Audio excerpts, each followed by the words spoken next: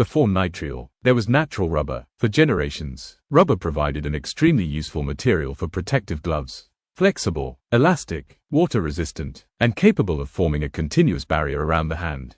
But natural rubber had limitations. Some chemicals could damage it. Some applications demanded greater puncture resistance. And some people are sensitive to natural rubber latex proteins. The search for alternatives helped drive the development of synthetic rubber. One of those materials was nitrile. Nitrile rubber is a synthetic elastomer. It is produced from petroleum-derived chemical feedstocks and engineered to provide useful resistance to oils, fuels, and many chemicals. Its combination of flexibility and durability made it particularly valuable for protective gloves. The development of nitrile gloves therefore represents an important chapter in the history of protective clothing. The science begins with polymer chemistry. Nitrile rubber contains acrylonitrile units within its polymer structure. The proportion of acrylonitrile influences important characteristics. High levels can improve resistance to certain oils and chemicals. Lower levels can provide greater flexibility at lower temperatures. Manufacturers carefully control the formulation to achieve the required balance. The finished glove must stretch without tearing. It must remain flexible without becoming too thin, and it must provide a useful barrier without preventing the wearer from performing delicate tasks. Manufacturing begins with a surprisingly simple object. A hand-shaped former. These formers are dipped into carefully prepared polymer compounds. The material coats the surface. Controlled thickness is essential. Too thin, and the glove may tear easily. Too thick, and dexterity decreases. After coating, the glove undergoes curing. Heat transforms the polymer into a stable elastic material. The finished glove can then be washed, dried, inspected, and packaged. Modern production lines can manufacture enormous quantities. But consistency is critical. A protective glove cannot contain random weak points. Manufacturers therefore perform inspections and quality testing. Throughout the growth of modern healthcare and industry, disposable gloves became increasingly important. Hospitals used them to create barriers between hands and potentially hazardous materials. Laboratories used them during chemical and biological work.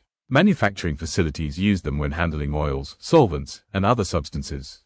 Food processing environments used them for hygiene and contamination control. The glove therefore became part of a much larger protective system. Psychologically, the disposable glove represents an unusual relationship with clothing. Most garments are designed to be used repeatedly. A disposable glove is intentionally temporary. Its value comes from the barrier it provides during a specific task.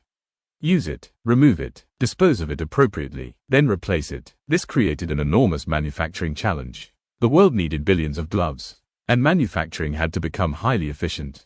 Today, nitrile gloves are available in many formulations. Different thicknesses, different textures, different colors, different levels of chemical resistance. Textured fingertips can improve grip.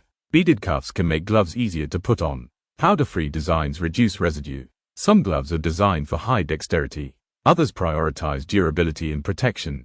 Color can also serve a practical function. Different industries may use different colors to distinguish tasks or contamination risks. Modern polymer engineering continues improving nitrile formulations. Manufacturers can adjust elasticity, strength, barrier performance, and tactile sensitivity. The challenge is always the same. Make the glove strong enough to protect, but thin enough to preserve dexterity. Sustainability presents another challenge. Disposable protective equipment creates waste. Researchers and manufacturers are therefore exploring more efficient production methods, reduced material use, and improved waste management strategies. The ideal future glove would provide strong protection, while using fewer resources. Yet safety cannot simply be sacrificed for sustainability. The material still has to perform its primary function. Today, nitrile gloves are one of the most recognizable forms of modern protective handwear. They appear in hospitals, laboratories, factories, workshops, food processing facilities, and countless other environments. Every polymer chain contributes to flexibility. Every millimeter of thickness affects protection and dexterity. Every textured fingertip improves grip. Every cuff helps maintain the barrier. Nitrile gloves remind us that some of the most important advances in clothing are almost invisible. There is no elaborate silhouette, no decorative embroidery, no fashion statement, just a thin layer of engineered material, designed to stand between human skin and the environment. Sometimes, the most important garment is the one you wear, precisely because you hope never to notice it.